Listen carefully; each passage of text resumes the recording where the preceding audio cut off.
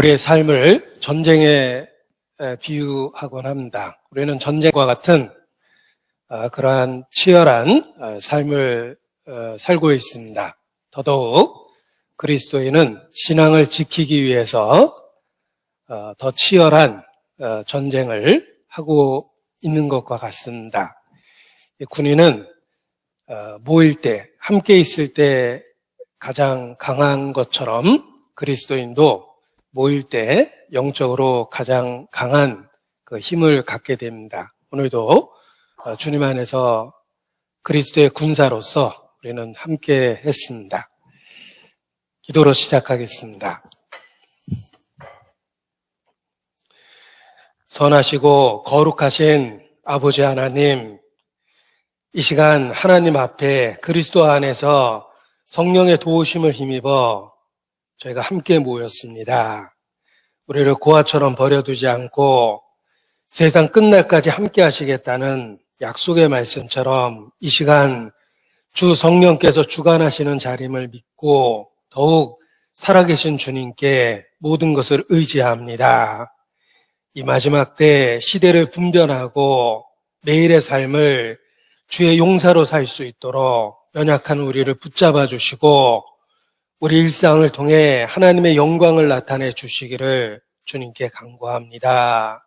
결코 귀하게 주어진 시간을 헛되이 보내지 않도록 주님 일깨워 주시고 우리의 언행을 통해 복음을 증거하며 살 수 있도록 더욱 주관해 주시기를 주님께 간구합니다.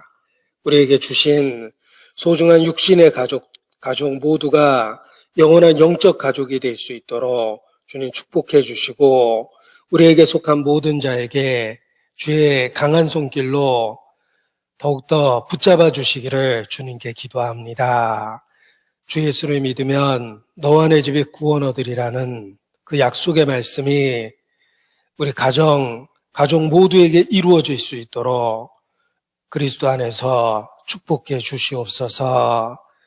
또 혼란한 전국과 또 코로나 바이러스로 인한 위험으로부터 우리 모두를 보존해 주시고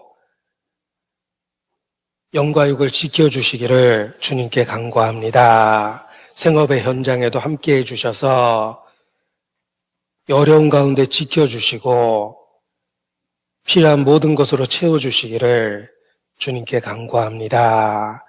또 이 나라의 안정을 지켜주심으로 대한민국이 선교의 중심이 될 수 있도록 주님 좋은 환경과 여건을 은혜로 허락해 주시기를 더욱 주님 앞에 기도합니다. 이 시간도 함께 하시는 주님께 모든 것을 의지합니다.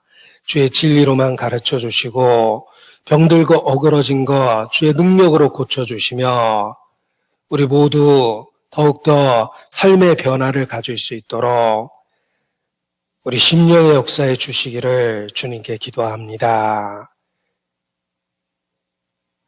우리의 기도에 응답하시는 주님께 더욱 의지하고 주님만 바라봅니다. 주의 영광을 나타내 주시옵소서. 고마우신 우리 구주 예수님 이름으로 기도합니다. 아멘. 네, 성경 시편 23편입니다. 시편 23편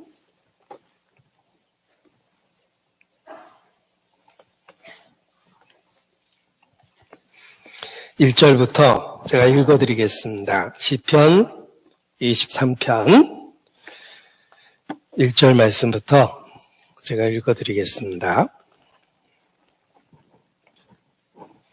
시편 23편 여호와는 나의 목자시니 내가 부족함이 없으리로다. 그가 나를 푸른 초장에 누이시며 쉴만한 물가로 인도하시는도다. 내 영혼을 소생시키시고 자기 이름을 위하여 의의 길로 인도하시는도다. 내가 사망의 음침한 골짜기로 다니지라도 해를 두려워하지 않을 것은 주께서 나와 함께 하심이라. 주의 지팡이와 막대기가 나를 안위하시나이다. 주께서 내 원수의 목전에서 내게 상을 베푸시고 기름으로 내 머리에 바르셨으니 내 잔이 넘치나이다. 나의 평생에 선하심과 인자하심이 정녕 나를 따르리니 내가 여호와의 집에 영원히 거하리로다. 1절 말씀만 다 같이 읽겠습니다. 여호와는 나의 목자시니 내가 부족함이 없으리로다. 시편의 주제는 감사와 찬양과 간구라고 요약해서 말할 수 있습니다. 이 시편이 성경 66권 전체적으로 중심에 자리를 잡고 있습니다. 이것은 우리의 마음속에 하나님에 대한 감사가 있고 찬양이 있고 그리고 간구가 있어야 된다라는 교훈을 일깨워 줍니다. 마치 성경의 중심에 시편이 있듯이 우리의 삶의 중심에도 시편이 있어야 됩니다. 하나님에 대한 감사가 있고 찬양이 있고 그리고 간구가 있어야 됩니다. 이 시편은 전체적으로 150편입니다. 그 150편 중에 아마도 시편 23편, 오늘 읽은 이 말씀이 가장 사랑받는 시편 중에 하나일 것입니다. 역사 속에서 많은 성도들에게 특별한 사랑을 받은 시편이 바로 오늘의 본문인 시편 23편입니다. 시편 23편이 특별한 사랑을 받은 이유는 그럴 만한 이유가 있습니다. 실제로 신앙생활 가운데 성도들에게 많은 위로와 힘이 되었기 때문에 신앙생활 현장에서 가장 사랑받는 성경으로 이렇게 손꼽을 수 있는 것입니다. F.B. 메이어라는 신학자는 시편 23편을 이렇게 설명했습니다. 시편 23편은 인간의 깊은 슬픔을 잊게 하고 가난한 자를 위로하며 낙심한 병사들에게 격려가 되고 병든 자의 마음을 위로해주고 노예를 주인보다 더 자유롭게 만들어준다. 이렇게 시편 23편에 갖는 위로를 표현하기도 했습니다. 실제로 많은 성도들이 시편 23편을 마치 시편의 나이팅게일과 같다라고 표현하기도 합니다. 이 나이팅게일은 새 이름이며 가장 어두워지는 그 순간에 아침이 다가오고 있다라는 것을 일깨워주기 위해서 이렇게 아름다운 노래를 부르는 그런 새로 알려져 있습니다. 마치 시편 23편이 시편의 나이팅게일과 같다. 가장 어두워지는 그 시기에 그래도 날이 밝고 있다라는 것을 일깨워주는 그런 영적인 깨달음을 준다는 뜻입니다. 실제로 신앙생활 가운데 많은 분들이 이 시편 23편을 통해서 위로를 받습니다. 병실에서 어렵게 투병하는 가운데 위로를 받기도 하고 또는 마음의 상처를 받은 그때에도 시편 23편 말씀이 떠오르며 큰 위로를 받기도 합니다. 실패한 사람, 또 염려가 많은 사람, 역경과 또 좌절을 경험하고 있는 그런 모든 경우에 이 시편 23편이 치유하고 위로하는 그러한 능력을 발휘합니다. 그래서 실제 삶의 현장에서 가장 위로가 되는 말씀 중에 하나로 시편 23편을 꼽고 있습니다. 많은 성도들이 역사 속에서 동일한 고백을 합니다. 우리 개인적으로는 어떻습니까? 내 삶 속에서 시편 23편을 통해서 위로받은 적이 있습니까? 나도 여러 번 읽어봤는데 뭐 별다른 감흥도 없고 특별하게 위로도 되지 않더라. 혹 그렇게 정직하게 말하는 분도 계실 것입니다. 그렇다면 도대체 그 이유가 무엇일까요? 그것은 틀림없이 나에게 문제가 있는 것입니다.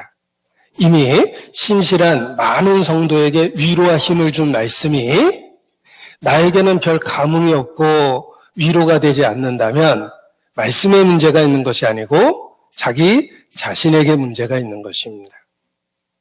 진리가 그렇습니다.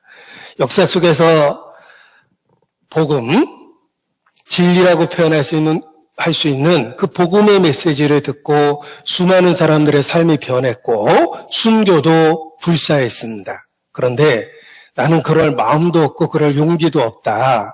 그것은 복음이 잘못된 게 아니라 그 진리에 대한 나의 반응과 태도가 잘못된 것임에 틀림이 없습니다. 시편 23편도 역사 속에서 많은 성도에게 위로가 됐는데 나는 별 감흥도 없고 뭐 큰 위로도 받지 못한다. 혹 그렇게 생각한다면 틀림없이 내가 너무 영적으로 무뎌 있거나 잘못된 것임에 틀림이 없습니다. 사도행전을 살펴보면 목숨을 걸고 복음을 전하는 사람들이 있었고 그 복음을 전하는 사람들을 천하의 연병과 같다라고 원색적인 비난을 하는 사람들이 있었습니다. 누가 잘못된 겁니까? 복음 전하는 사람들이 잘못됐다고 생각하는 그 비난하는 사람들이 잘못된 것입니다. 또 하나님의 사람 바울이 문제투성이라고 지적했던 사람들이 많습니다. 바울은 사도로서의 정통성이 없다. 12제자 중에 하나가 아니잖아. 그리고 바울은 생각해봐. 심각한 과거가 있어. 그는 복음을 대적했던 사람이야. 평생 바울을 비난하고 대적한 사람들이 있습니다. 바울이 잘못됐습니까? 대적하는 사람들이 잘못됐습니까? 우리가 말씀에 대해서 어떤 태도를 보이느냐가 사실은 자기의 영적인 정체성이 수도 있다는 것입니다. 누군가에겐 감동이 되고 위로가 되고 힘이 되는 말씀이 내게는 아무런 감동이 되지 않는다면 문제는 말씀에 있는 것이 아니고 자기 자신에게 있는 것입니다. 자기 자신에 대해서 슬퍼할 수 있어야 됩니다. 1800년대 영국의 설교자 찰스 스펄전, 제가 좋아하는 목사님이 누구냐고 물어보면 선뜻 찰스 스펄전이라고 이야기합니다. 나와 다른 시대에 살았지만 그분의 말씀을 많이 접하다 보니까 잘 알고 있는 동시대를 살았던 사람처럼 느끼기 때문에 그렇습니다. 그런데 이 스펄전의 일화 중에 아침부터 서재에서 소리내서 그 스펄전 목사가 울고 있었습니다. 사모님이 생각하기를 이 말씀을 묵상하는 중에 은혜가 돼서 큰 은혜를 받아서 저렇게 눈물을 흘리시나 보다 이렇게 생각했는데 스펄전 목사가 뜻밖의 이야기를 했습니다. 내가 오늘 아침에 복음을 읽고 복음을 묵상하고 있는데 마음에 아무런 감동도 되지 않고 아무런 반응도 일어나지 않는 내 자신이 너무 슬퍼서 그래서 울고 있다. 이렇게 고백을 했습니다. 우리도 마찬가지입니다.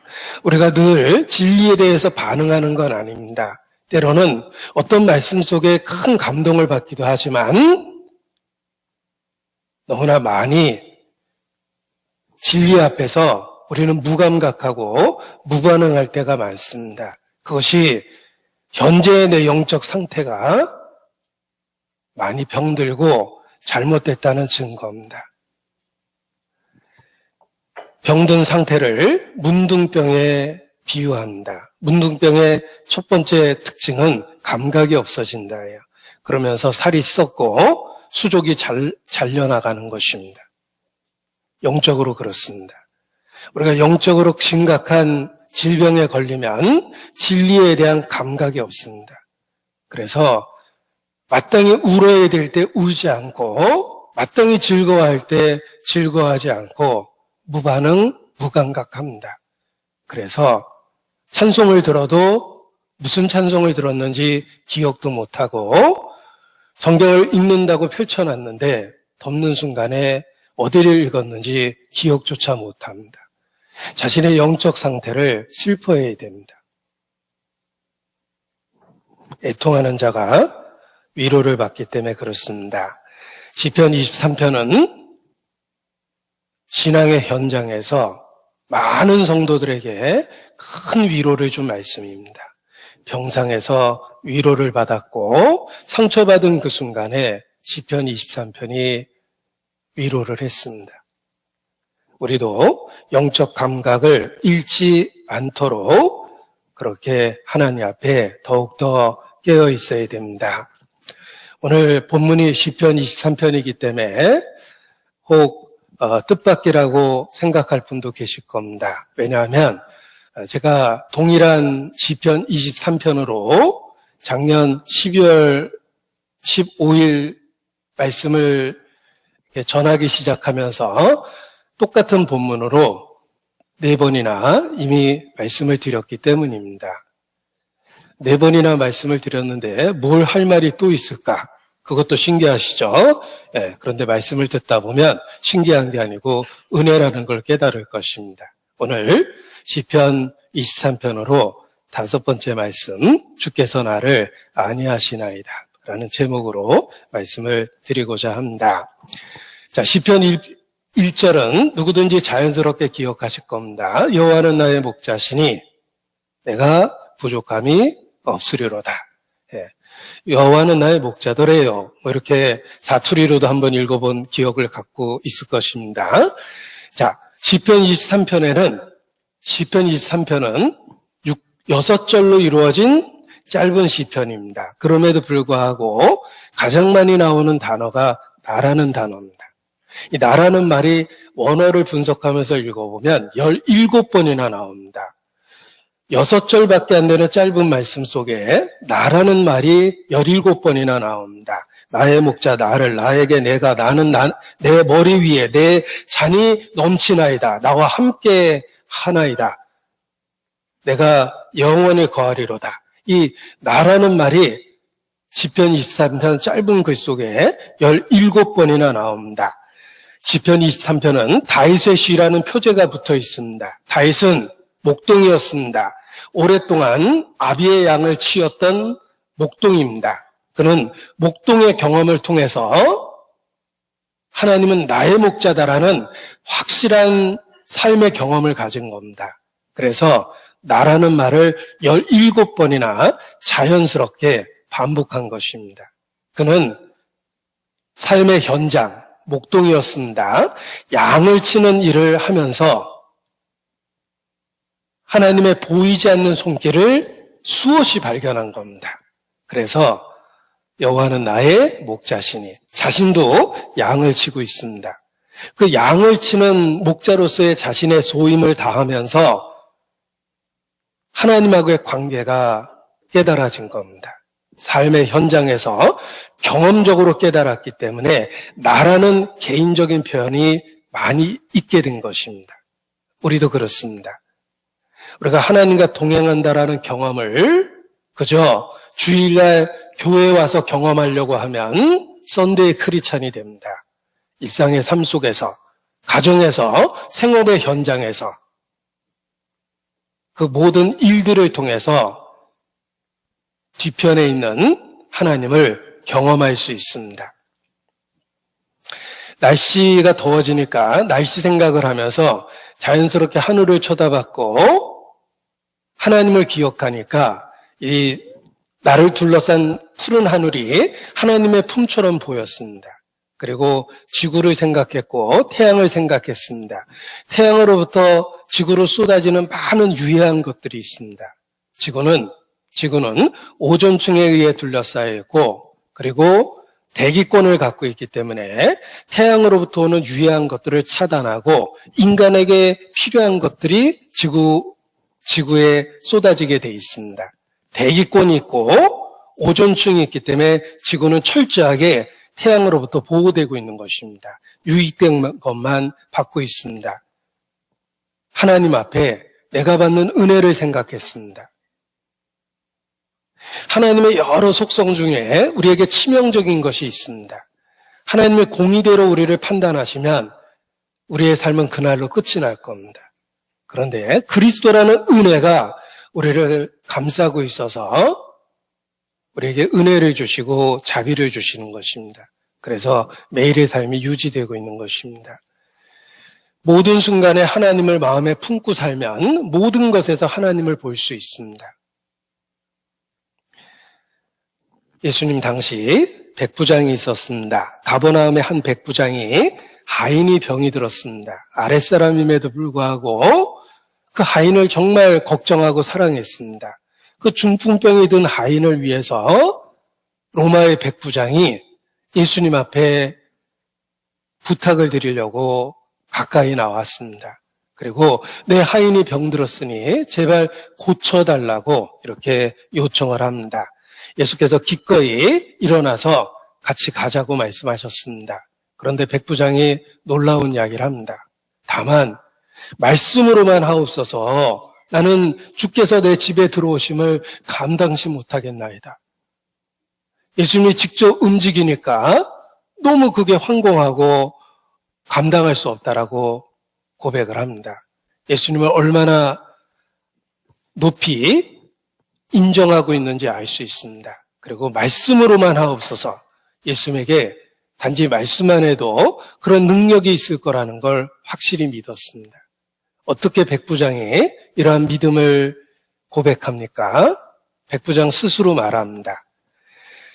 나도 남의 수하에 있는 사람이요 내 아래에도 군사가 있으니 이대로 가라 하면 가고 저더러 오라 하면 오고 내 종대로 이것을 하라 하면 하나이다. 그는 위계질서 속에 살았습니다. 백부장입니다. 아래로는 많은 부하들이 있었고 위로도 자기에게 명령할 수 있는 윗사람이 있었습니다. 평생 조직, 위계질서 속에 살았습니다. 그리고 자신이 갖고 있는 작은 권력도 권한도 아랫사람에게 절대적이라는 걸 알았습니다. 가라 하면 가고 오라 하면 오고 하라 하면 하더이다. 하물며 주께서 말씀만 해도 되실 일인데 어떻게 내 집에까지 황공하게 오실 수 있습니까? 백부장은 삶의 경험을 통해서 주님의 능력을 본 것입니다. 성경을 읽어서 안 것이 아니라 삶 속에서 주님의 능력을 본 것입니다. 우리도 마찬가지입니다. 우리도 일상의 삶 속에서 주님을 마음에 품고 살면 모든 것에서 주님을 볼 수 있습니다. 다윗은 평생 양을 쳤습니다. 그 어린 시절, 젊은 시절을 양을 치며 보냈는데 그 양을 치는 목자의 일을 하면서 기가 막힐 정도로 그 뒤에 있는 하나님의 손길을 본 겁니다. 아, 내가 양떼를 돌보는데 나를 돌보는 하나님도 목자와 같이 나를 돌봐주고 계시는구나. 나도 양 한 마리에 이렇게 관심이 가는데 하나님이 나에게 얼마나 큰 관심을 베풀고 있는지를 삶의 현장에서 깨달은 겁니다. 우리 일상이 그렇습니다. 우리가 태어날 때 천륜, 하나님이 맺어준 관계가 있습니다. 태어나 보니 누구의 아들, 누구의 딸로 태어났습니다. 태어나 보니 내게는 아버지도 있고 어머니도 있었습니다. 또 살다 보니 누구의 남편도 되고 누구의 아내도 됐습니다. 또 하나님의 은혜를 더하심으로 자녀를 주셔서 아버지도 돼봤고 어머니도 돼봤습니다. 이것은 우리가 평생 갖고 있는 인간관계입니다. 하나님을 중심에 품어보십시오. 어느 날 그 인간관계 속에 하나님을 보게 됩니다. 하늘에 계신 우리 아버지. 여인이 어찌 그 젖먹이 자식을 잊겠느냐. 부모님을 기억하며 그 은혜에 감사하는 그 순간에 그 뒤에 더 큰 하나님의 은혜가 있다는 걸 깨닫게 됩니다. 또 내 인생에 없었던 자식이 태어나서 내 인생의 중심에 섰습니다. 평생 자식을 중심에 두고 인생을 살아가는 게 부모입니다. 내가 누군가의 아들이 됐던 것처럼 누군가의 아버지가 됐어요. 그리고 그 자녀에 대한 내 마음을 보면서 그 뒤에 나를 보시는 하나님의 마음을 더 깨닫게 되는 것입니다.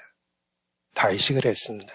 다윗은 양을 치는 목자로서 살면서 자신이 양을 돌보는 그 뒤에 자신을 돌보는 목자 같은 하나님이 있다는 걸 확실히 안 겁니다. 여호와는 나의 목자시니 내가 부족함이 없으리로다.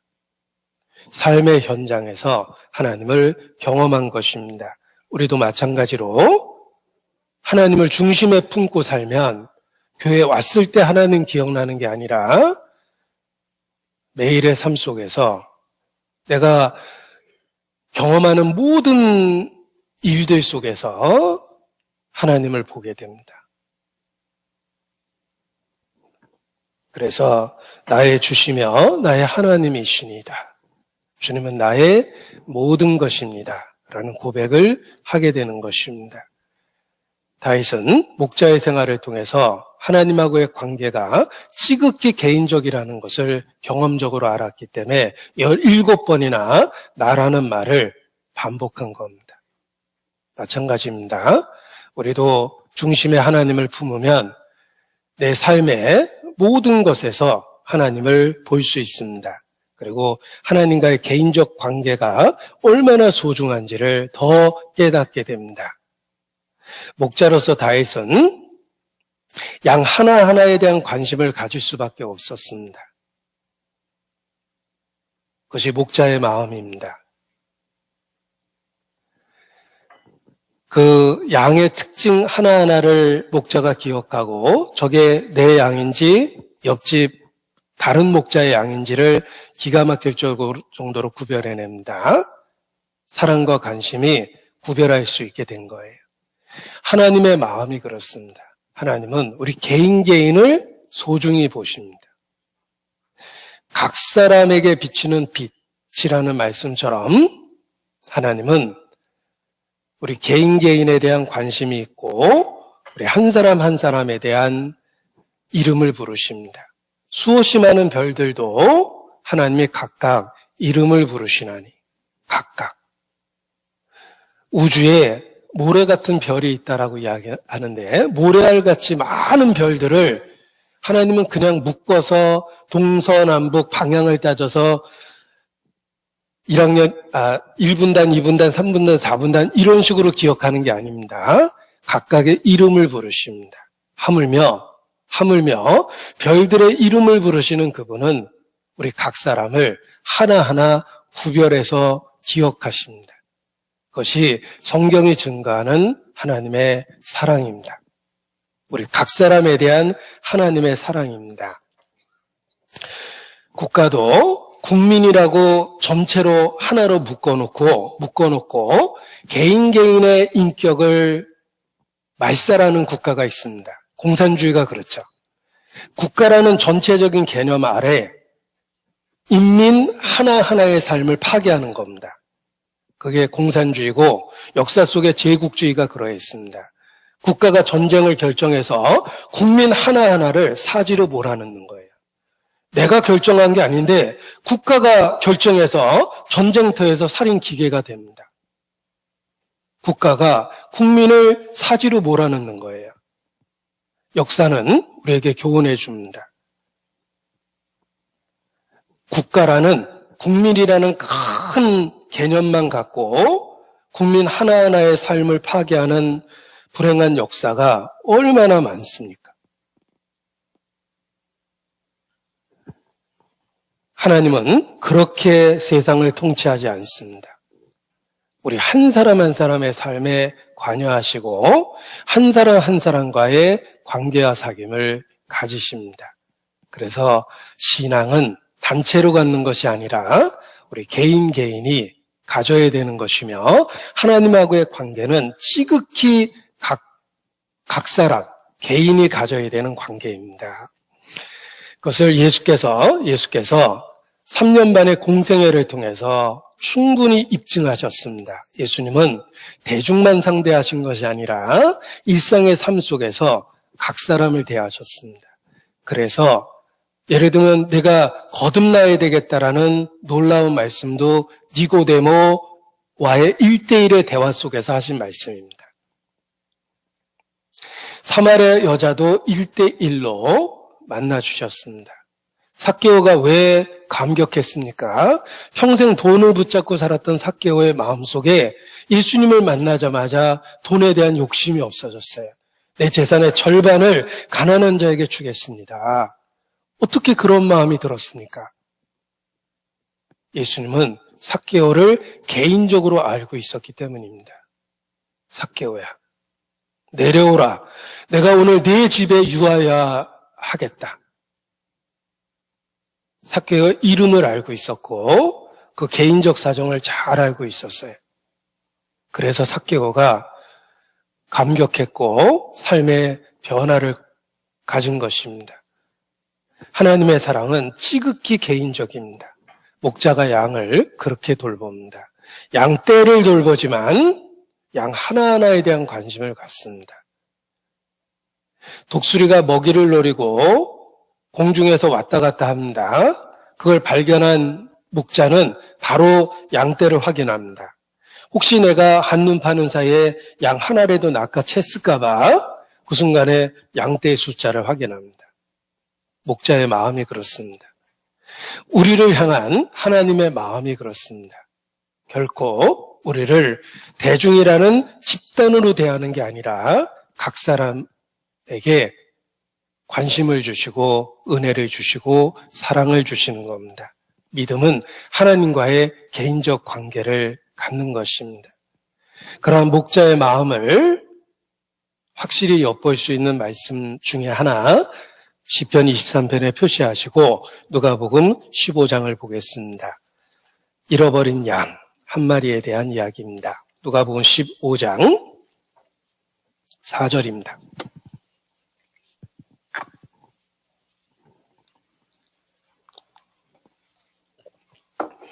누가복음 15장 4절, 너희 중에 어느 사람이 양 100마리가 있는데 그 중에 하나를 잃으면 99마리를 들에 두고 그 잃은 것을 찾도록 찾아다니지 아니하느냐. 또 찾은 즉 즐거워 어깨에 메고 집에 와서 그 벗과 이웃을 불러 모으고 말하되 나와 함께 즐기자. 나의 잃은 양을 찾았노라. 잃은 양이 저절로 돌아온 게 아닙니다. 양이 없어졌다는 걸 발견한 목자는 잃은 것을 찾도록 찾아다녔습니다. 어려운 과정을 겪으면서 찾았기 때문에 너무 기뻤던 겁니다. 이것이 목자의 마음이며 우리 각 사람을 보고 있는 하나님의 마음입니다. 찾도록 찾아다니지 아니하겠느냐. 양 한 마리를 찾기 위해서 구석구석 돌아다닙니다. 위험한 곳부터 먼저 확인하죠. 혹시 떨어져서 피투성이가 돼 있을까 봐. 감동적인 성화 중에 하나가 아주 날카로운 그 낭떠러지 한 마리 양이 굴러 떨어져 있고 혼자 절대 못 올라올 수 있는 언덕에서 절망적으로 울부짖습니다. 그때 나뭇가지를 붙들고 손을 내밀고 있는 목자의 그림이 있습니다. 하나님의 마음입니다. 한 마리 잃어진 양을 향해서 목자가 찾고 찾는 것처럼 하나님의 마음은 더욱더 그러하다는 것입니다. 8절, 어느 여자가 10 드라크마가 있는데 하나를 잃으면 9개나 있는데 포기하는 게 아닙니다. 10개가 잘 갖춰진 세트이기 때문에 하나가 없어지면 10개에도 문제가 생기는 거예요. 등불을 켜고 집을 쓸며 찾도록 부지런히 찾지 아니하겠느냐. 하나님이 한 영혼을 어떻게 돌보시는지 마음이 들어 있습니다. 하나를 잃으면 등불을 켜고 집을 쓸며 찾도록 부지런히 찾지 아니하겠느냐. 제가 책상에서 쓰던 키보드가 떨어지면서 이렇게 부서졌습니다. 부품이 다 흩어져서 부서졌는데 열심히 찾아서 다시 조립해 보니까 모든 부품을 찾았는데 딱 부품을 하나를 아직도 못 찾았는데 제가 시간만 나면 계속 쓸고 있습니다. 네. 그런데 그 부품 하나는 사실 아무것도 아니지만 키보드 전체에서 부품 하나가 빠지니까 영 쓸 때마다 신경이 거스립니다. 그러니까 내가 떨어뜨린 장소에 시간 날 때마다 자꾸 쓸고 닦고 있습니다. 야, 이 보잘것없는 키보드 조각 하나도 내가 찾는데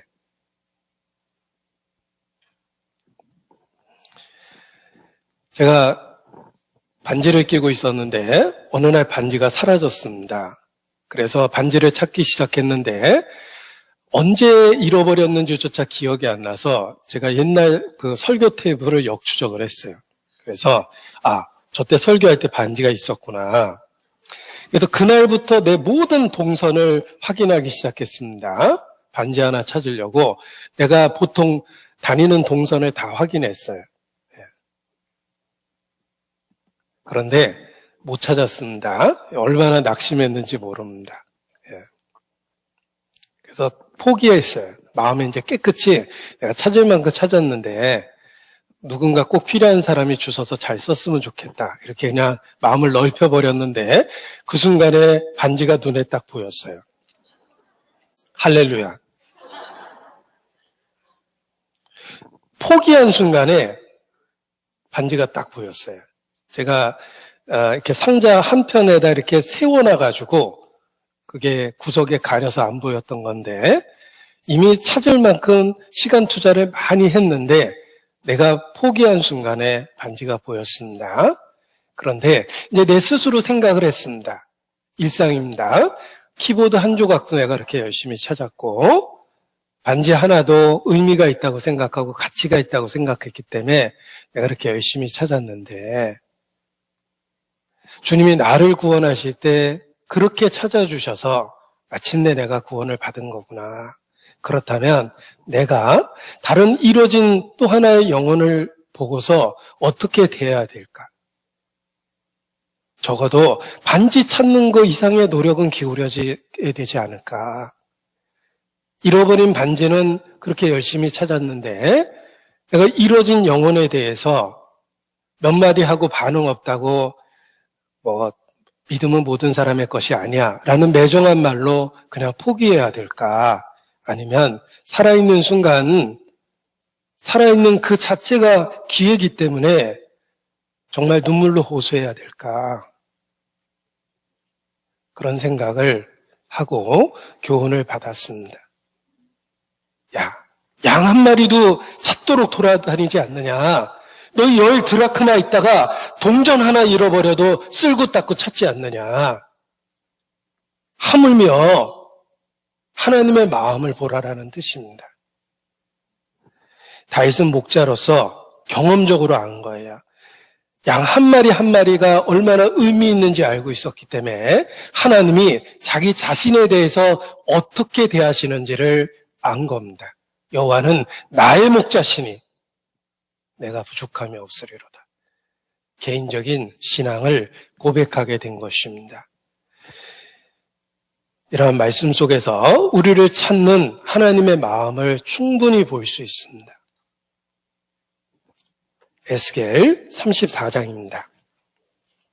구약 성경 에스겔 34장 11절.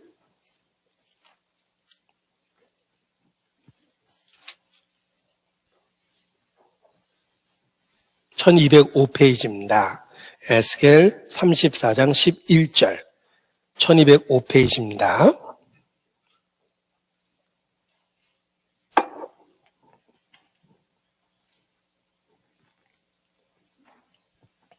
에스겔 34장 11절.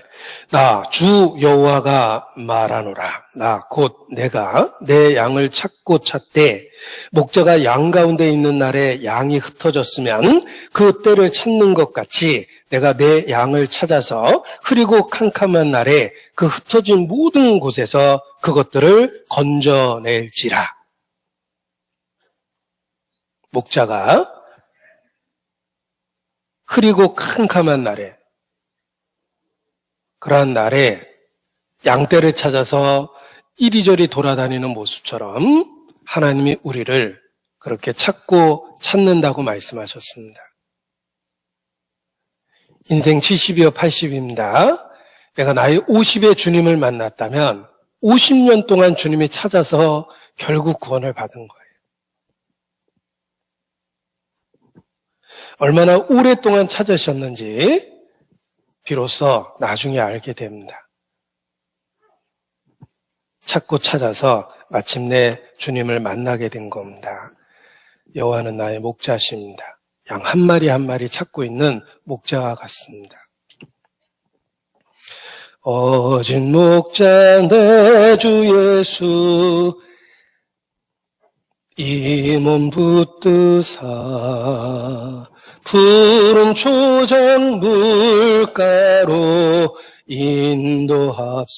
인도합소서. 양을 위해 생명 바친 목자의 사랑, 그 사랑을 잠시라도 잊지 말지라. 양을 위해 목숨 바친 목자의 사랑, 그 사랑을 잠시라도 잊지 말지라. 우리를 찾고 찾아서 결국 찾아내신 거기 때문에 우리가 평생 그것을 기억하고 주님, 나를 찾아주신 주님께 정말 감사와 찬양을 드려야 됩니다. 이스라엘은 이러한 하나님의 말씀을 근본으로 정책을 정하기 때문에 자국민 하나하나에 대한 그 열정을 갖습니다. 하나님의 기록된 말씀을 갖고 정책을 만들었기 때문에 자국민 하나하나에 대한 열정을 국가가 갖는 거예요.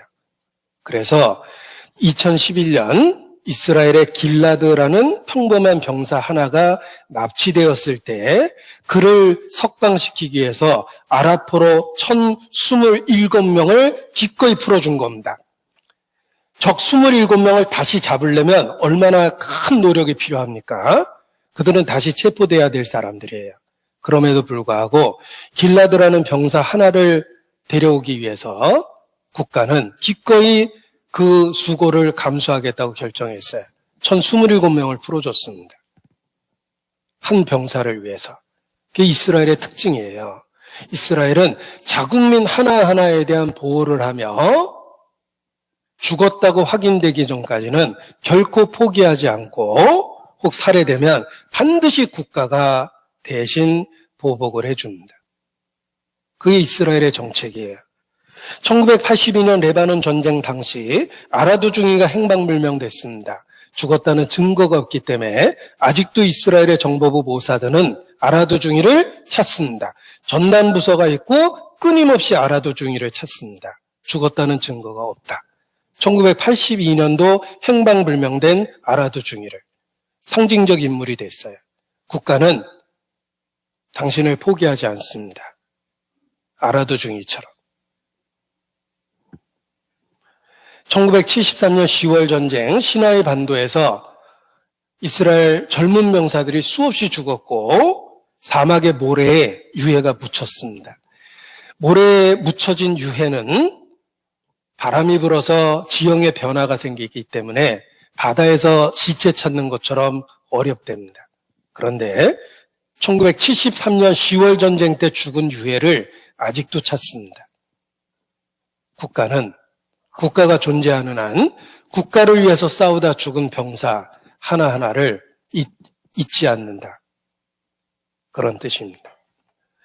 우리나라 제주도 앞에 이스라엘 배가 침몰됐을 때 이스라엘 사람들이 실종됐습니다.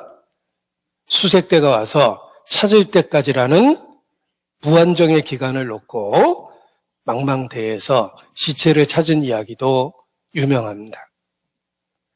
이스라엘의 그러한 자국민에 대한 정책은 성경 말씀을 근거로 정책을 세웠기 때문에 그런 것입니다. 인간은 그걸 실천하기가 어렵지만 하나님은 전능하십니다. 하나님은 우리 각 사람에 대한 그러한 관심과 은혜를 주십니다. 그래서 독생자를 주셨으니 하나밖에 없는 아들을 내어줄 정도로 우리 각 사람의 영혼을 소중히 여기고 우리가 하나님을 등지고 일생을 살았지만 그렇게 오랫동안 참고 기다려주시고 마침내 설득해서 데려오신 거예요. 찾아주신 것입니다. 하나님의 사랑은 우리 각 사람에 대한 사랑이라는 것을 발견하는 것이 바로 믿음을 갖게 되는 것입니다. 하나님과 개인적 관계를 갖게 된 거예요. 하나님이 세상을 이처럼 사랑하사 독생자를 주셨으니 라는 말씀 앞에 나는 무관심했습니다. 그 무관심하고 외면한 나에게 하나님은 바로 너를 향한 사랑이라는 걸 확실하게 알려주셨어요. 그래서 믿을 수밖에 없었던 것입니다. 시편 23편 다시 보겠습니다. 3절입니다. 여호와는 나의 목자시니 3절 내 영혼을 소생시키시고 자기 이름을 위하여 의의 길로 인도하시는도다. 내 영혼을 소생시키시고, 자, 이 소생이라는 말이 회복이라는 말입니다. restore, refresh, 회복시키다라는 말인데 우리말 어감은 뭔가 응급 상황을 떠올리게 합니다. 소생이라는 말 생각하면 응급실이 떠오르죠. 생사를 넘나들 때 이 소생한다고 그럽니다. 하나님은 우리를 끊임없이 소생시키십니다. 여호와는 나의 목자시기 때문에 그렇습니다. 우리는 수시로 소생이 필요한 상태에 고난과 위기를 경험합니다. 제가 인사드리면서 우리는 전쟁과 같은 삶을 살고 있다라고 말씀을 드렸는데 우리 삶이 그렇습니다. 우리 인생은 아름다운 동화가 아니에요. 역사가 아름다운 동화가 아닙니다. 잔혹 동화예요. 끔찍하죠. 우리 삶이 그렇습니다. 우리는 결코 꽃길만 걷고 있는 게 아닙니다.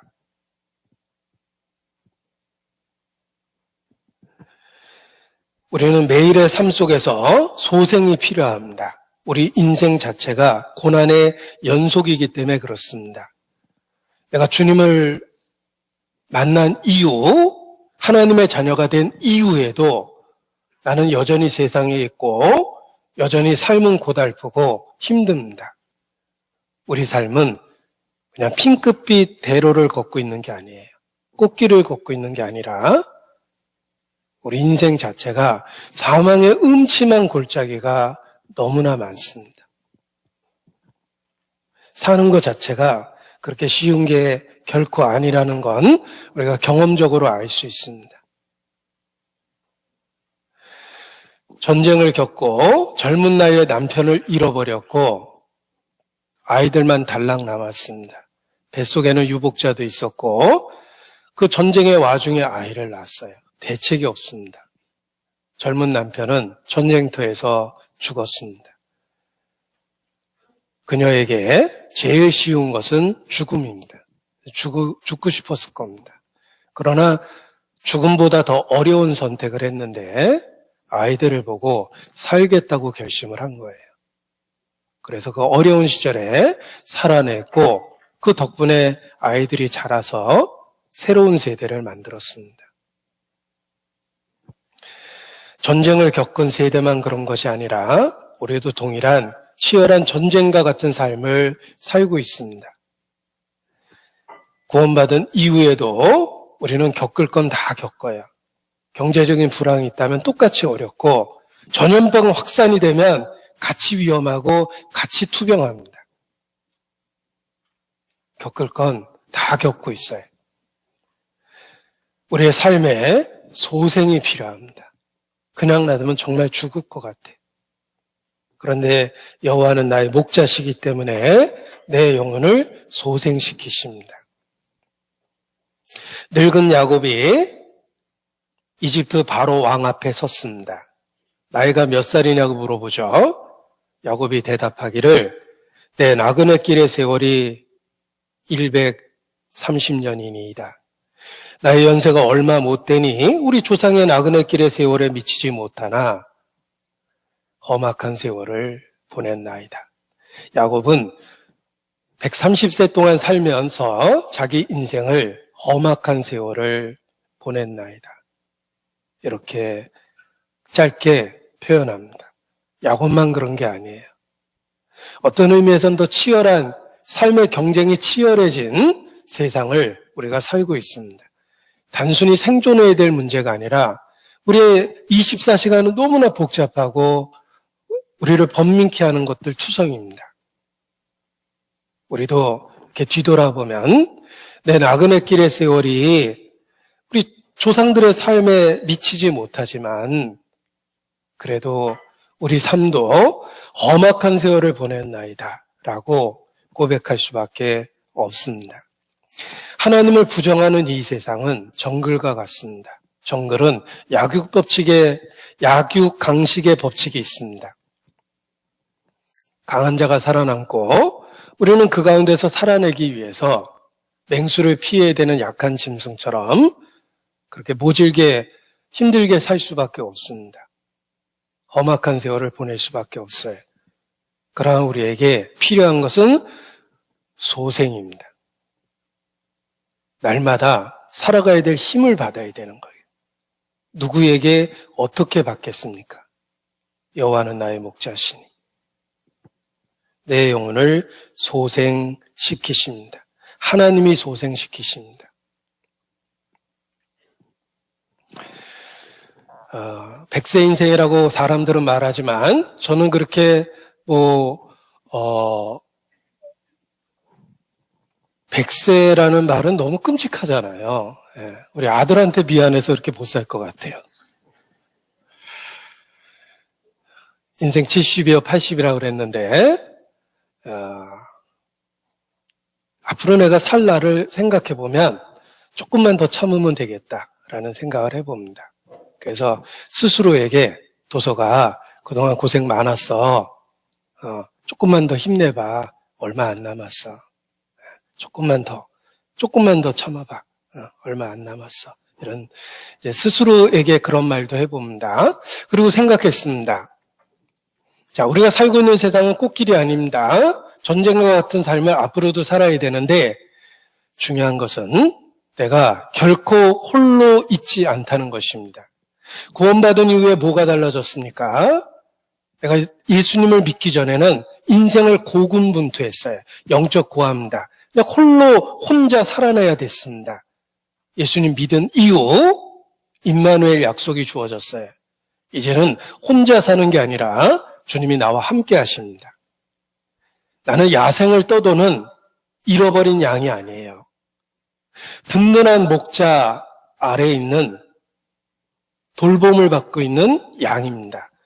달라진 것이 있습니다. 이제는 이 치열한 전쟁과 같은 삶을 홀로 살아가는 것이 아니라 확실한 영적인 보호자 주님과 함께 삽니다. 여호와는 내 인생의 목자십니다. 나의 리더 이끌어주시고 가이드 해주시며 프로텍터 보호해 주시며 카운셀러 나에게 조언해 주시며 헬퍼 도와주고 계세요. 이 모든 말을 성경적인 한 단어로 주님, 목자라고 표현합니다. 우리에게는 소생이 필요한 위기가 있고 고난이 있습니다. 그런데 기억할 것은 여호와는 나의 목자십니다. 홀로 존재하는 게 아니에요. 주님과 함께 나머지 삶을 살면 돼요. 그래서 걱정할 게 없는 거예요. 두려워할 게 없습니다. 불확실한 미래가 두려움을 주지만 확실한 주님 은혜가 있기 때문에 두려워할 필요가 없는 거예요. 그래서 얼마 남지 않은 역계산을 해봤습니다. 여러분도 계산해 보세요. 정말 냉정하게 몇 년을 더 살 것 같습니까? 성경 갖고 시대를 계산하면 더 짧아져요. 게다가 계산된 그 날이 보장이 없어요. 우리의 삶은 절대 보장된 게 아닙니다. 주권은 하나님께 있기 때문에 여기까지라고 하면 그날 내 인생을 접어야 돼요. 나머지 인생 어떤 것이 어떻게 나를 기다릴지 모르지만 여호와는 나의 목자시며 나를 소생시키고 계시기 때문에 쉴만한 물가에 푸른 초장에 누워 있을 수 있는 것입니다. 우리의 마음이 그러한 평강을 누릴 수 있는 것입니다. 이 소생시킨다는 말씀 속에 우리의 삶에 위기가 있고 고난이 있다. 그러나 여호와는 나의 목자라는 말씀 속에서 우리는 그 위기와 고난에 대한 답을 갖게 됩니다. 주께서 그 모든 고난으로부터 우리를 지켜내실 겁니다. 왜냐하면 목자시기 때문에 그렇습니다. 바울도 그러한 진리를 발견하고 날마다 죽을 것 같은 위기 속에서도 믿음을 지켰던 것입니다. 바울의 삶은 고난의 연속이었지만 하나님은 정말 바울과 함께 계셨습니다. 왜냐하면 바울을 끝내 지켜내셨기 때문에 그렇습니다. 마지막 그 순간까지 믿음을 지켜주셨어요. 바울의 고백을 하나 보겠습니다. 고린도 후서 1장 3절입니다. 고린도 후서 1장 3절.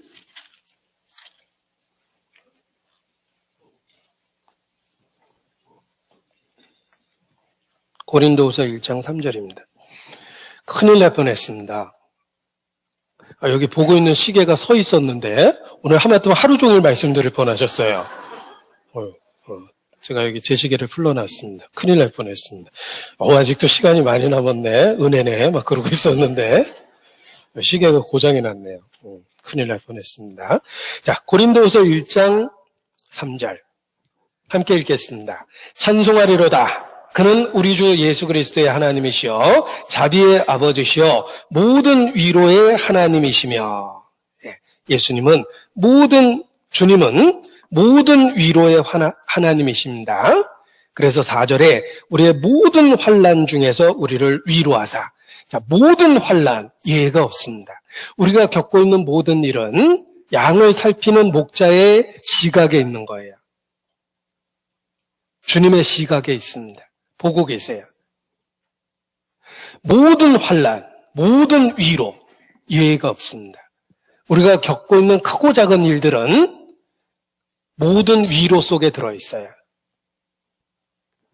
여기 모든 환난, 모든 위로라는 말은 우리가 겪고 있는 모든 일 속에 하나님의 손길이 있다라는 뜻입니다. 우리는 사망의 음침한 골짜기를 지날 수 있습니다. 다윗도 그러한 경험을 많이 했기 때문에 절망적인 그 슬픔이 배어있는 시가 많이 있는 겁니다. 내 영혼아, 내가 어찌하여 낭망하며 어찌하여 내 속에서 불안하여 하는고. 다윗도 그런 때가 있었습니다. 우리도 그렇습니다. 내 영혼아, 내가 어찌하여 낭망하며 어찌하여 내 속에서 불안하여 하는고. 그러나 그 모든 환난으로부터 우리를 소생시키시고 위로하시는 주님이 계십니다. 그래서 모든 위로의 하나님이시며 이렇게 되어 있는 거예요. 어느 날 모든이라는 말과 위로라는 말이 눈앞에 이렇게 클로즈업 되듯이 확 보였습니다. 주님은 내가 걸어가는 모든 코스를 아십니다. 내게 어느 순간에 소생이 필요한지 아십니다. 그래서 때마다 일마다 소생시키십니다. 우리가 믿음의 눈을 갖고 우리의 삶의 걸음을 살펴보면 모든 위로의 하나님이 함께 계셨다는 것을 뒤늦게나마 발견하게 됩니다. 내가 모르는 순간에도 날 건져주신 많은 손길이 있었다는 걸 깨닫게 됩니다. 그 확실한 증거는 이 순간까지 내가 주의 이름을 변함없이 부르고 있다는 것입니다. 나는 연약합니다. 작은 유혹에 크게 흔들리는 연약한 존재입니다. 내 주변은 온통 진리와 반대되는 이야기를 주장하는 사람들로 이루어져 있습니다. 예수께서 말씀하신 것처럼 너희를 보냄이 양을 이리떼 가운데 보낸 것 같다. 이리떼 같은 무신론적인 이론과 학문이 얼마나 많습니까? 또 내 주변 사람들은 내가 갖고 있는 믿음을 조롱하고 내가 속한 교회를 폄하합니다. 왜 그런 교회 다니냐고 저한테 전화하는 분도 계세요. 목사님, 제가 목사님 말씀 듣고 좋아했는데 근데 정말 실망했어요. 어떻게 그런 교회 다니고 계세요? 저한테 그렇게 말하는 분도 계십니다. 그럼에도 불구하고 아무튼 나는 지금도 주의 이름을 부르고 있습니다. 그 이유는 주께서 정말 나와 함께 하시고 모든 순간에 소생시키시고 모든 환난에 위로해 주셨기 때문에 그런 것입니다. 그래서 아무리 옅은 작은 믿음을 갖고 있다 하더라도 뒤돌아보면 정말 주님이 함께 하셨구나라는 걸 새삼 깨닫게 되는 것입니다. 자기 잘나서 잘 컸다고 생각했던 자식이 어느 순간에 부모가 얼마나 많은 손길을 통해서 자기를 키워냈는지를 뒤늦게 깨닫습니다. 여러분, 핏덩어리 젖먹이 자식을 품에 안고 그 아이가 목을 가누고 몸을 움직이기 시작하고 그리고 바둥바둥 땅을 딛고 한 걸음 한 걸음 떼기 시작하고 그 아이가 걸어다니고 학교 다니고 자식을 키워보면 얼마나 많은 희생과 손길 속에서 아이가 자랐는지를 경험적으로 알게 됩니다. 내 부모가 나를 그렇게 키운 거예요. 더 어려웠던 시절에. 마찬가지로 우리 신앙을 뒤돌아보면 아무튼 분명한 것은 내가 지금도 주의 이름을 부르고 있습니다. 정말 하나님이 함께 하셨던 거예요.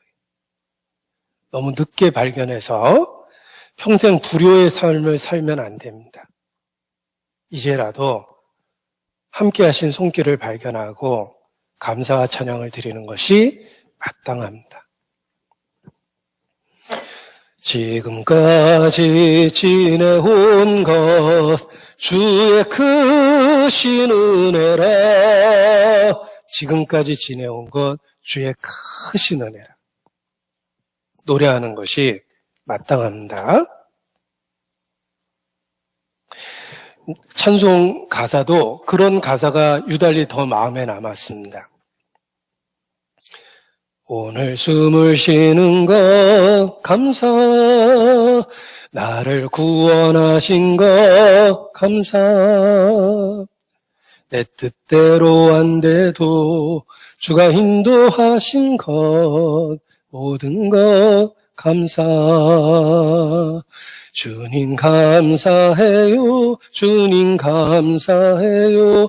내가 여기까지 온 것도 은혜입니다. 주님 감사해요, 주님 감사해요. 내가 여기까지 온 것도 은혜입니다. 그 가사 하나 때문에 앞뒤 가사가 다 마음에 들었어요. 비로소 새삼 정말 주님이 함께 하셨구나라는 걸 볼 수 있었기 때문에 그렇습니다. 그런 찬송의 가사가 요즘에는 더 마음에 정말 와닿습니다. 내가 지금 사는 것 주님의 크신 은혜요. 주를 믿게 된 것은 더욱 크신 은혜라. 내가 지금 사는 것 주의 크신 은혜요. 주를 믿게 된 것은 더욱 크신 은혜라. 사는 것도 은혜인데 주님을 믿고 살고 있으니 더 큰 은혜를 받은 겁니다. 주를 믿게 된 것은 더욱 크신 은혜라. 우리가 너무 늦게 부모의 은혜를 발견하면 정말 후회의 눈물을 흘리게 됩니다. 저도 마찬가지예요. 제가 부모님 생전에 느꼈던 사랑하고 부모님 돌아가신 후에 느꼈던 사랑하고 비교해보면 너무 늦게 알았어요. 많은 것들을. 내가 좀 더 부모에게 잘할 수 있었는데 그때는 내가 나 사는 것도 너무 힘들어서 부모에게 마음조차도 못 냈구나. 그걸 너무 돌아가신 이후에 발견했으니 철의 불효자식임에 틀림이 없습니다. 신앙적으로 그러면 안 돼요. 우리가 죽음 이후 주님 앞에 가서 찬송할 뿐만 아니라 우리의 신앙을 지켜주시고 모든 환난에서 모든 위로를 주고 있는 주님의 손길을 보고 지금 이 순간에 이미 베풀어 주신 은혜에 대해서 감사와 찬양하는 것이 마땅합니다. 이 목자라는 표현이 기가 막히게 아름다운 표현입니다.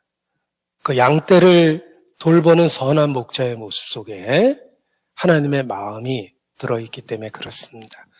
그래서 목자로 비유한 말씀이 그렇게 많고 목자에 비유한 찬양이 또 그렇게 많은 것입니다. 우리 찬송에도 선한 목자 되신 우리 주라는 찬송이 있습니다. 역시 목자의 관계로서 하나님의 사랑을 표현한 겁니다. 그런데 그 찬송에 기적적인 이야기가 들어있습니다. 미국의 유명한 전도자 D.L. 무디, 그의 평생의 동역자 생키. 무디는 복음을 전했고 생키는 복음을 노래했다. 이렇게 되어 있습니다. 생키는 D.L. 무디라는 전도자의 찬양 사역자로서 이름을 남겼습니다. 그 생키의 일화 속에 있습니다. 남북전쟁 당시 생키는 북군의 군복을 입고 군복무 중이었습니다.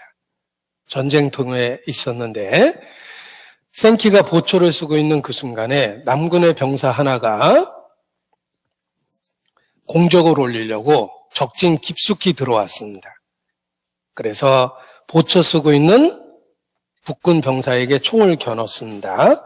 그런데 그 북군 병사가 생키였어요. 총을 딱 쏘려고 하는 순간에 자신의 어머니가 제일 좋아했던 노래를 그 북군 병사가 부르기 시작했어요. 선한 목자 되신 우리 주라는 찬송이었습니다. 방아쇠를 당길 수가 없었어요. 거기까지 침투하는데 목숨을 걸고 침투했기 때문에 그냥 돌아간다는 것은 그동안의 고생을 헛되게 하는 거였지만 남군 병사는 총을 슬그머니 내려놓고 그냥 몰래 다시 돌아왔습니다. 생키는 전쟁이 끝난 이후에 찬양 집회자로서, 찬양 사역자로서 찬송을 여기저기 불렀습니다. 어느 날 그 선한 목자 되신 우리 주라는 찬송을 부흥회에서 불렀는데 부흥회 끝나고 한 사람이 찾아왔습니다. 혹시 당신 남북전쟁 당시에 메릴랜드 지역에서 근무하지 않았습니까? 그때 그 찬송 부르지 않았습니까? 생키가 깜짝 놀랐습니다. 내가 그때 전쟁 때 그 찬송이 너무 위로가 돼서 그 찬송을 많이 불렀다고, 메릴랜드 그곳에서 내가 참전했었다고 이렇게 대답을 했습니다. 그때 그 남군 병사였던 그분이 그 이야기를 한 겁니다. 내가 그때 당신을 총을 쏘려고 겨누는 순간에 당신이 그 찬송을 부르는 소리를 듣고 차마 방아쇠를 당길 수 없었다. 그런데 오늘 당신의 찬송을 듣다 보니까 그때 들었던 그 목소리, 그 찬송이라는 걸 알게 됐다라고 이렇게 고백을 했습니다. 그래서 두 사람이 정말 하나님을 같이 찬양했답니다. 생키는 찬송 때문에 목숨을 건졌고 그 남군 병사는 찬송 때문에 하나님의 사람을 하마터면 죽일 뻔한 큰 죄를 벗어날 수 있었던 겁니다. 그래서 선한 목자 되신 우리 주 항상 인도하시고 라는 찬송이 더 알려지게 됐습니다. 이 목자로 비유한 말씀 속에서 우리는 하나님의 은혜를 구체적으로 더 깨달을 수 있는 것입니다. 시편 23편 또 보시겠습니다.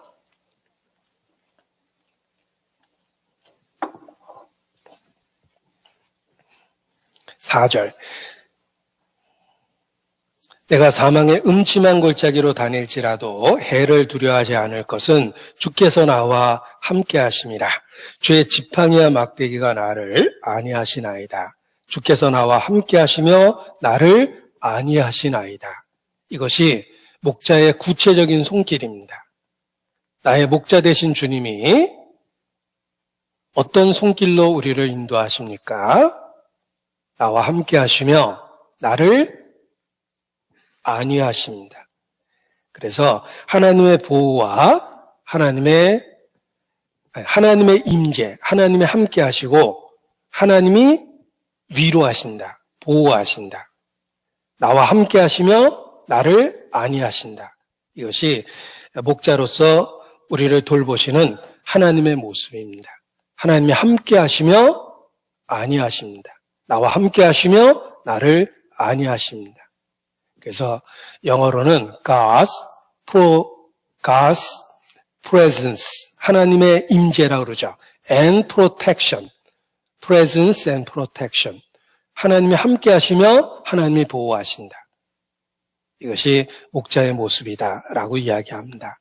한마디로 우리와 함께 하시고 그 함께 하심이 보호와 인도로 나타나는 겁니다. 우리를 안위하십니다. 나를 안위하시나이다. 이것이 목자로서 현재 주님의 모습입니다. 우리를 구원해 주신 것으로 끝나는 게 아니에요. 단 한 번의 은혜가 아니라 우리를 구원하신 이후에 계속해서 protection, 우리를 보호하시며 presence, 우리와 함께 하시며 안위하십니다. 이것이 하나님의 손길입니다. 부모의 은혜가 그렇죠. 낳아준 단 한 번의 은혜가 아니라 낳아주신 이후에 지금까지 양육하시는 은혜가 있습니다. 하나님의 은혜는 구원받은 그 순간 단 한 번 주어지는 것이 아니라 함께 하시며 안위하시는 계속적인 은혜로 나타나는 것입니다. 그래서 우리 신앙이 지켜지는 거예요.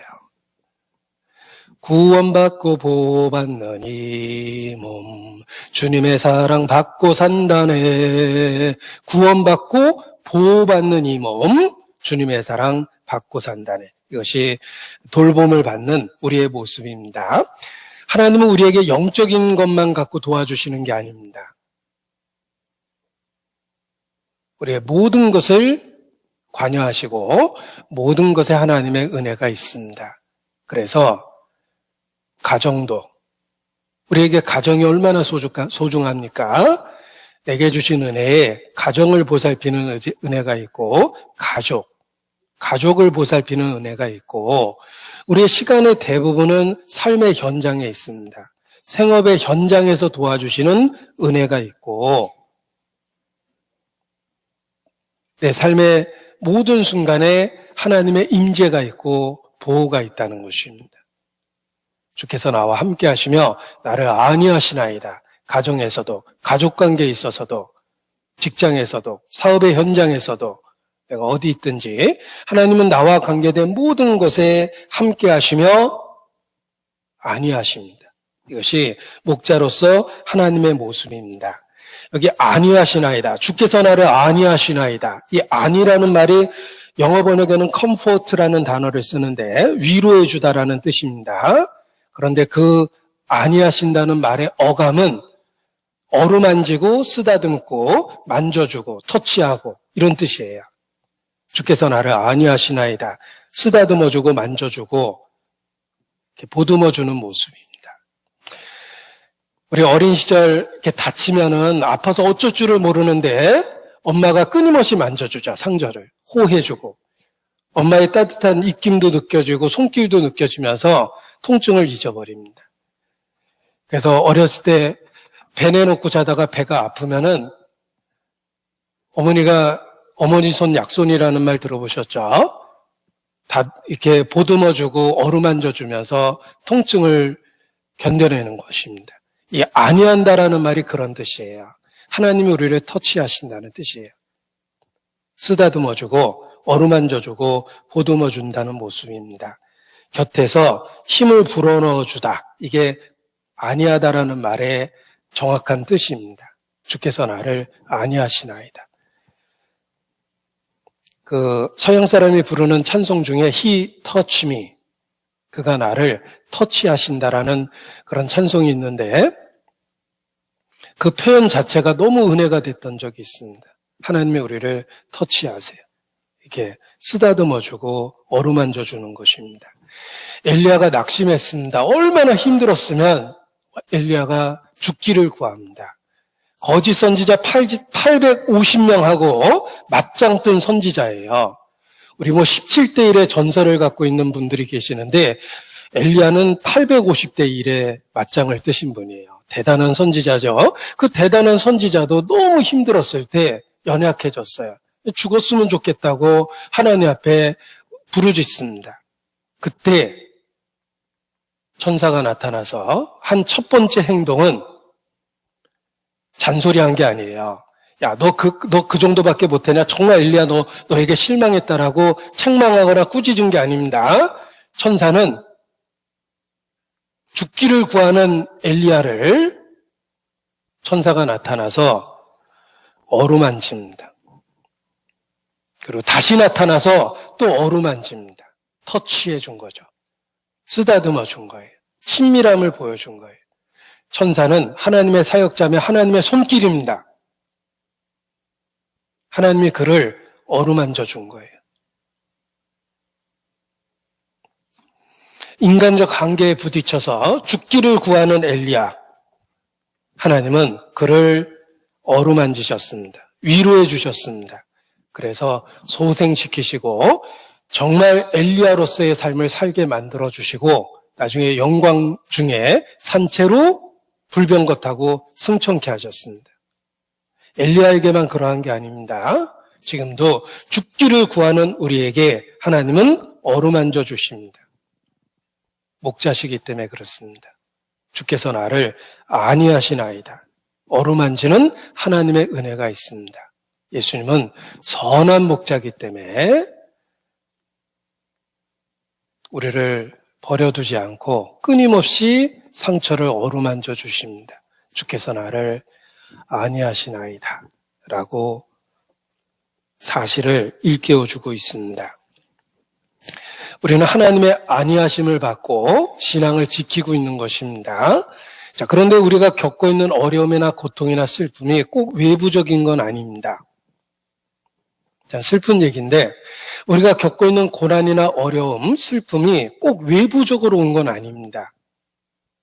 내부적으로도 상처를 받습니다. 제가 가족관계에 대한 이야기를 드렸습니다. 제게 가장 큰 사랑을 주신 분은 어머니시며 제 인생에 가장 심한 말을 저에게 하신 분도 어머니시다. 이런 얘기를 했죠. 예. 우리는 상처를 교회 안에서도 받아요. 슬프지만 사실입니다. 우리가 외인에게 받았다면 그래도 견뎌낼 텐데 영적인 가족에게 받은 상처이기 때문에 어떨 때는 더 쓰라리고 아파요. 교회 생활이 그렇습니다.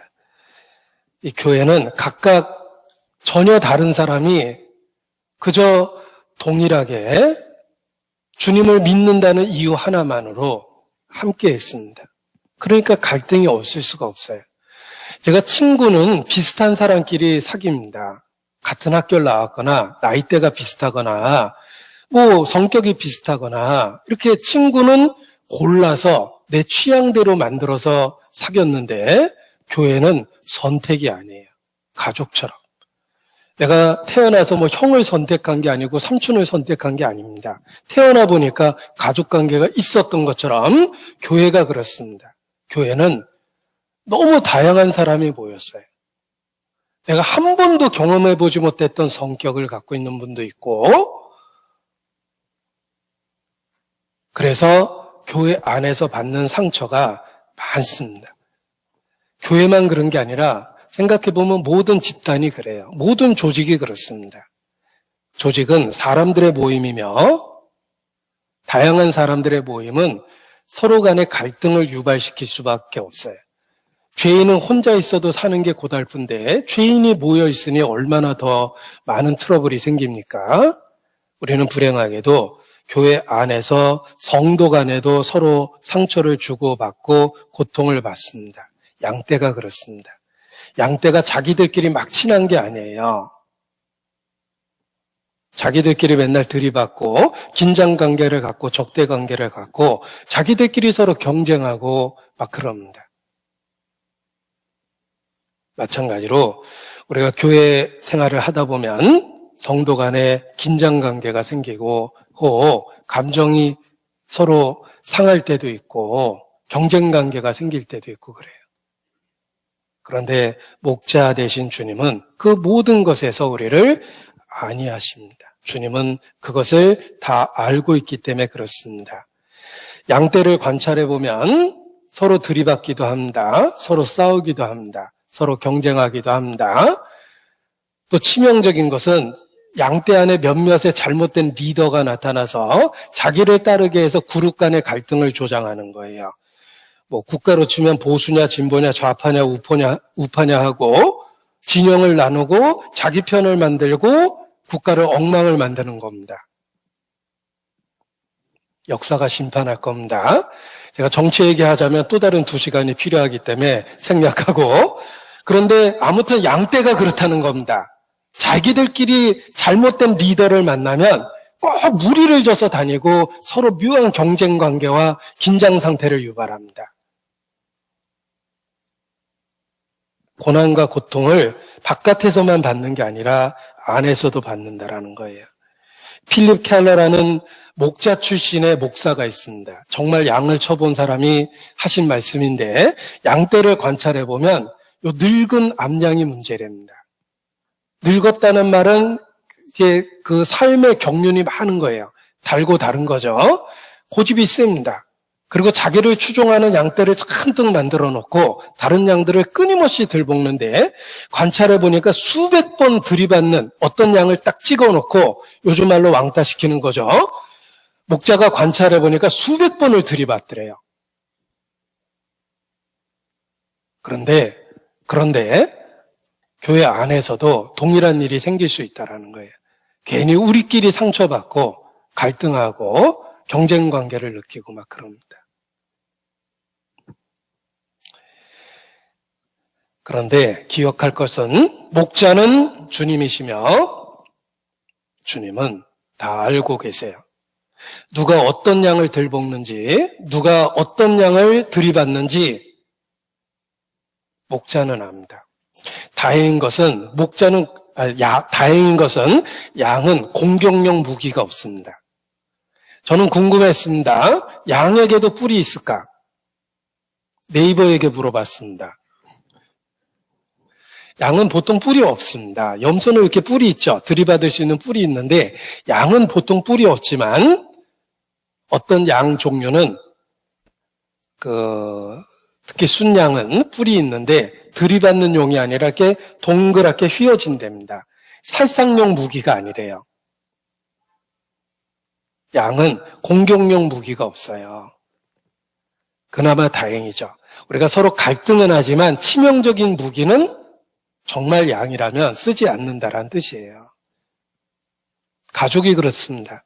가족이 때로 서로 다투고 미워하고 누나 때문에 못 살아, 언니 때문에 못 살아 막 그럴 수 있죠. 제가 어린 시절에도 형에게 두들겨 맞은 기억이 있어요. 근데 이게 나이가 이렇게 들었는데도 아직 지워지지 않는데 주님이 나를 용서했으니까 이제 용서해 보려고 합니다.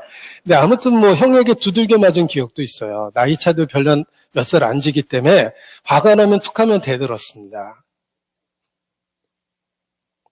가족 간에도 다투긴 하지만 치명적인 무기는 안 써요. 가족이니까. 양떼도 그렇습니다. 양은 공격용 무기가 없다라는 거예요. 이 목자는 그 양을 다 들여다보고 있다는 걸 기억하셔야 됩니다. 에스겔 34장입니다. 에스겔 34장 15절. 저는 이거 읽으면서 굉장히 은혜가 됐습니다. 15절. 나 주 여호와가 말하노라. 내가 친히 내 양의 목자가 되어 그것들로 누워있게 할지라. 이 양을 누워있게 편안하게 만들어주려면 내적인 갈등을 잠재워줘야 된대요. 예를 들면 계속 들이받은 양을 들이받치게 놔두면은 누워있지 못한답니다. 이렇게 시름시름 앓다 죽어버리죠. 그러니까 목자는 양을 누워있게 하기 위해서는 지나친 경쟁 관계를 막고 큰 다툼이 나려고 하면 무리를 분리시키고 제거하고 정말 해결이 안 되는 트러블 메이커는 도살 1순위랍니다. 그러니까 제일 먼저 데려간다는 뜻이에요. 누워있게 하기 위해서는 이 양들의 갈등 관계를 해결해 줘야 되는데 16절에 보면 그 잃어버린 자를 내가 찾으며 쫓긴 자를 내가 돌아오게 하며 상한 자를 내가 싸매어 주며 병든 자를 내가 강하게 하려니와 4가지 말씀하셨죠? 그리고 살찐 자와 강한 자는 내가 멸하고 공의대로 그것들을 먹이리라. 이 살찐 자와 강한 자가 문제예요. 똑같은 집단 생활 중에서 유달리 살찐 애는 무슨 뜻이죠? 다른 양을 많이 들볶았다는 뜻입니다. 먹이를 선점하기 위해서 다른 양에게 피해를 많이 준 거예요. 강한 자, 태생적으로 강한 사람이 있죠? 양 중에도 그런 양을 알고 있다는 거예요.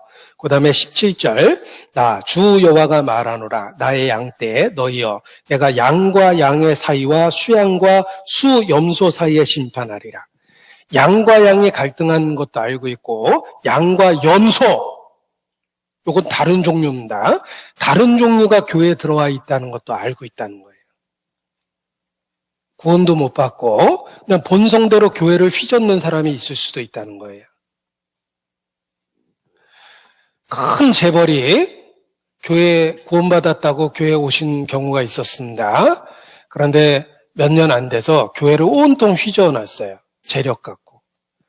이 건물 얼마에 줬어요? 한 100억은 된 것 같은데요. 뭐 하나 더 줘도 되겠는데? 뭐 이러시고. 양과 염소를 아십니다. 누가 염소인지도 알고 있다는 거예요. 저는 이거 제가 구체적으로 읽을 텐데 진짜 위로가 많이 됐어요. 목자가 양을 관찰해 보니까 유달리 구박받는 양이 있고 맨날 당하는 양이 있다는 것도 안 거예요. 어떤 양이 그렇게 들볶는지도 안 거예요. 그래서 18절에 보면 너희가 좋은 꼴 먹은 것을 작은 일로 여기겠느냐? 어찌하여 남은 꼴을 발로 밟았느냐? 너희가 맑은 물 마신 것을 작은 일로 여기느냐? 어찌하여 남은 물을 발로 더럽혔느냐? 못된 양이 그러죠. 자기 실컷 먹고 남 못 먹게 막 휘저놓고 가죠. 그거 목자가 본 거예요. 19절 나의 양은 너의 밟은 것을 먹으며 너희 발로 더럽힌 것을 마시는도다. 이 불쌍한 맨날 당하는 양을 목자가 본 거예요. 그리고 20절 그러므로 주 여호와께서 그들에게 대하여 말씀하시기를 나 곧 내가 살찐 양과 파리한 양 사이에 심판하리라. 어떤 놈이 살쪘는지, 어떤 놈이 삐쩍 말랐는지, 어떤 놈이 욕심부리고 강하게 했는지, 어떤 불쌍한 애가 당했는지. 제가 감정이 섞이니까 놈자가 들어가고 빠지고 막 그러네요. 아무튼 목자는 아십니다. 목자는 다 알아요. 그래서 21절 너희가 옆구리와 어깨로 밀들이고 모든 병든 자를 뿔로 받아 무리 밖으로 흩어지게 하는도다. 그러므로 내가 내 양떼를 구원하여 그들로 다시는 노략거리가 되지 않게 하고 양과 양 사이에 심판하리라. 보십시오. 이것이 목자 되신 주님입니다. 주님은 양을 잘 관찰하고 있습니다. 어떤 양이 강한 양인지 살찐 양인지 아십니다. 어떤 양이 동료를 밀어뜨리는지 들이받는지 알고 계십니다. 어떤 양이 꼴을 더럽히고 물을 더럽히는지 아십니다. 다 알고 있다. 내가 양과 양 사이를 심판하고 수양과 수염소 사이를 심판하고 살찐 양과 파리한 양 사이에 심판하리라. 주님은 양떼를 들여다보고 계십니다. 다 알고 계십니다. 자, 이것이 우리에게 얼마나 큰 위로가 됩니까? 주님은 아십니다. 따라서 내가 억울한 일을 당해도 주님 보고 참으면 돼요. 주님이 아세요. 내가 조금 영향력이 생겼다고 약한 양에게 피해를 주고 상처를 주면 안 됩니다. 주님이 아시기 때문에 그래요. 우리가 목자 되신 주님을 인식하는 순간에 양떼는 편안해집니다. 양떼끼리 있을 때는 서로 경쟁 상태가 되고 상대방에게 상처를 주지만 목자가 나타난 순간에 모든 양 떼는 목자를 주목하며 양과 양 사이에 상처받는 일이 없어지는 거예요. 우리가 그렇습니다. 우리가 전혀 다른 사람이 모여서 교회를 이루고 있는데 서로에게 상처를 주지도 않고 받지도 않을 수 있는 방법은 우리 가운데 계신 주님에게 주목하는 겁니다. 주님이 기억하시면 됩니다. 내가 조금 억울하지만 주님은 아십니다. 그럼 됐어요. 내가 많은 것을 양보했다는 것 주님은 아세요. 그럼 된 겁니다. 우리가 목자를 인식하는 순간에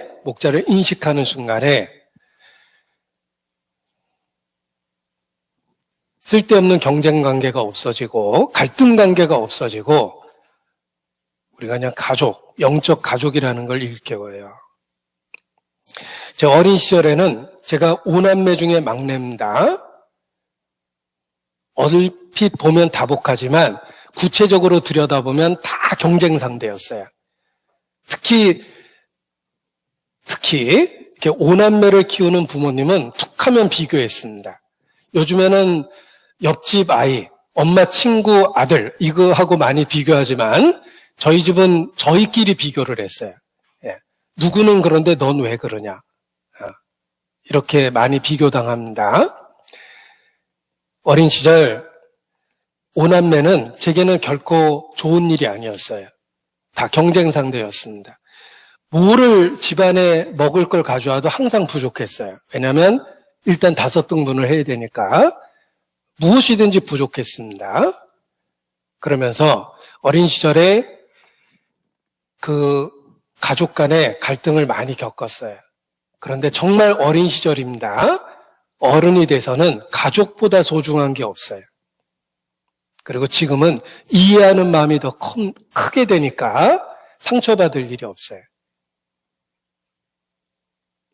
영적으로 그렇습니다. 우리가 신앙이 어리면 상처받는 일만 기억나고 신앙이 자라면 그냥 괜찮습니다. 괜찮은 이유는 그분이 스타일을 고친 게 아니라 내가 받아줄 만큼 마음이 넓어져서 괜찮은 거예요. 어른이 됐기 때문에 그 사이에. 우리가 목자에게 주목하는 순간 내적인 갈등은 없어집니다. 그래서 비로소 푸른 초장에 누워있게 되는 겁니다. 편안하고 안정된 상태가 되는 것입니다.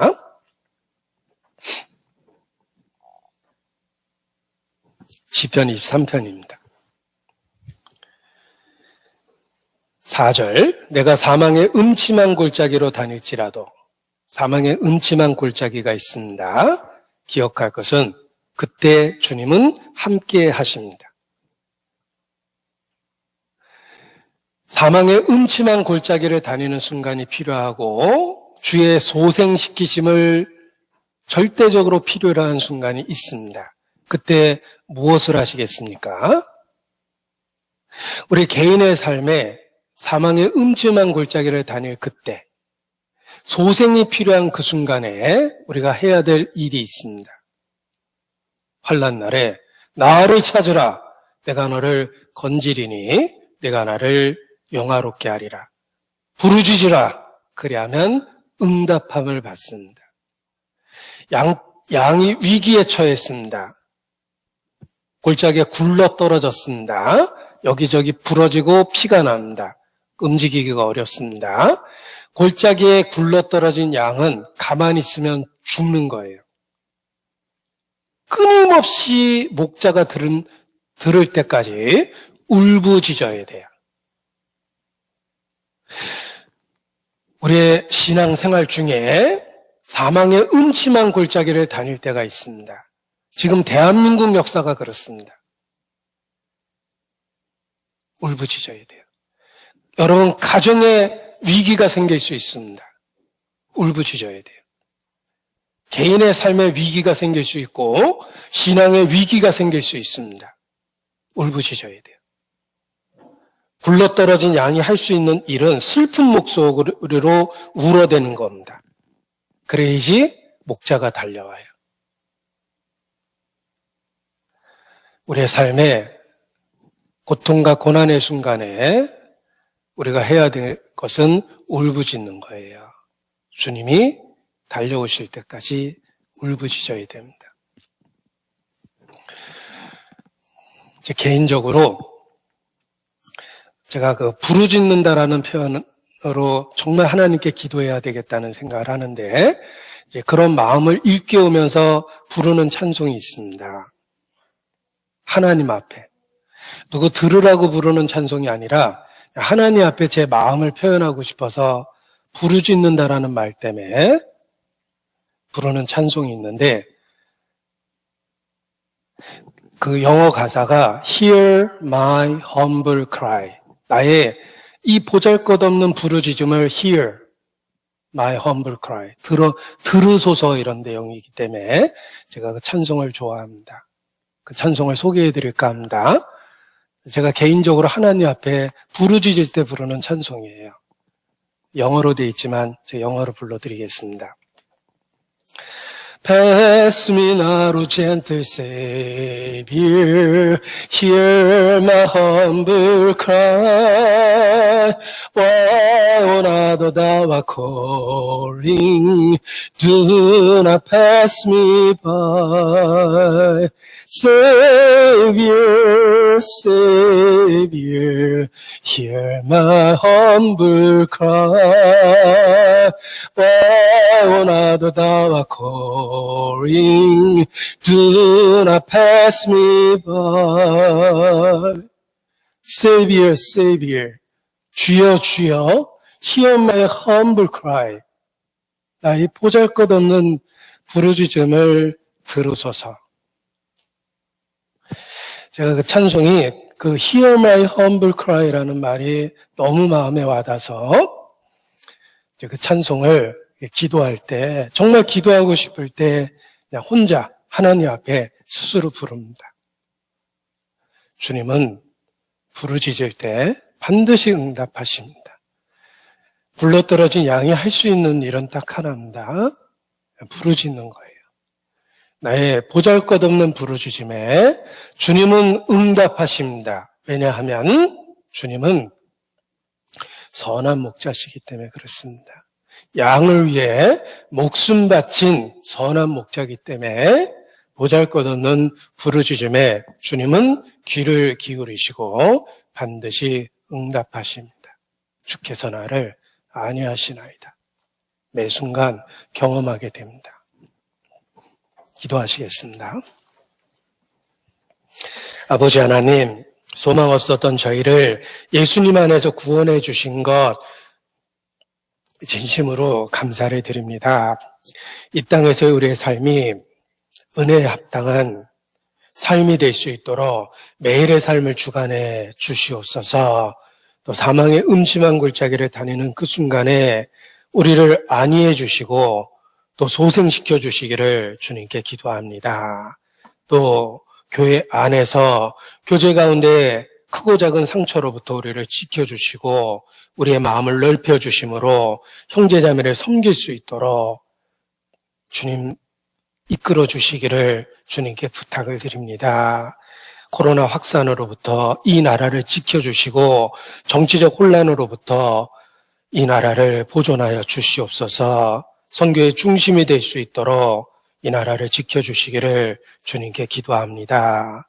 또 우리의 가정을 지켜주시고 우리의 신앙을 지켜주시기를 더욱 주님께 기도합니다. 우리의 기도에 응답하시는 주님께 감사 찬양을 드립니다. 고마우신 우리 구주 예수님 이름으로 기도합니다. 아멘.